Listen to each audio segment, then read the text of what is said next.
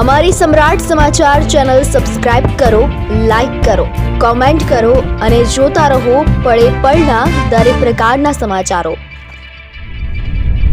Talaja police મથક ખાતે ગૌ પ્રેમીઓ તેમજ વિશ્વ હિન્દુ પરિષદ બજરંગ દળના કાર્યકરો મોટી સંખ્યામાં એકત્ર થયા હતા અને રાત્રિ દરમિયાન પકડાયેલ ઇસમો વિરુદ્ધ કડકમાં કડક કાર્યવાહી કરવામાં આવે તેવી માંગણી કરવામાં આવી હતી।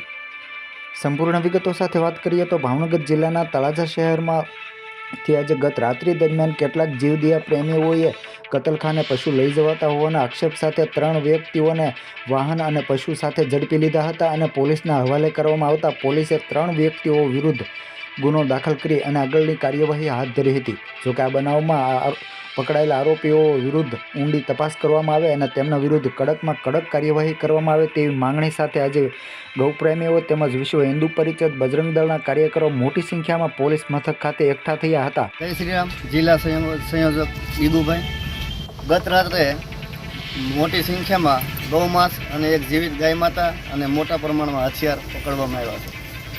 ત્યારથી લઈ રાત્રિથી લઈ અત્યાર સુધી બજરંગ દળના કાર્યકર્તા અને હિન્દુ સમાજના યુવાનો પોલીસ સ્ટેશને બેઠા છે।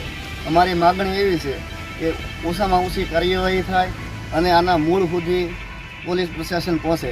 આ કારોબાર ક્યાંથી થઈ રહ્યો છે અને ક્યાંથી શરૂઆત થાય છે અમે એવી ઈચ્છા ધરાવીએ છીએ।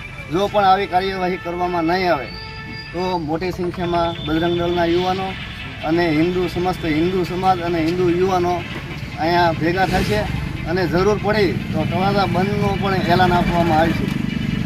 અને આના દ્વારા અમે એક કસાઈઓ ખાડકીનો પણ મેસેજ આપવામાં આવીએ છીએ કે હવે તમારો મુકાબલો બજરંગ દળ સામે છે। હરેક હિન્દુ યુવાન સાથે છે। હવે હરેક જગ્યાએ હિન્દુ આસ્થા ઉપર ઠેસ પહોંચાડવામાં આવે છે, ગૌ માતાની હત્યા કરવામાં આવે છે, હિન્દુ આસ્થાને ઠેસ પહોંચાડવામાં આવે, એ સાચી રહેવામાં નહીં આવે। હવે તમારો ડાયરેક્ટ મુકાબલો બજરંગ દળના હરેક બજરંગી યુવાનો, યોદ્ધાઓ અને હિન્દુ યુવાનો સાથે છે। જરૂર પડી તો અમારા પુરખોનો અમને ઇતિહાસ બધા યાદ છે। ગૌ માતા માટે માથા આપી દીધેલા છે, બલિદાન આપી દીધેલા છે। તમે સમજી શકો છો અમે હવે માથા આપશું નહીં, પણ મારો ઈશારો ખાલી કાફી છે। જય ગૌ માતા, જય જય।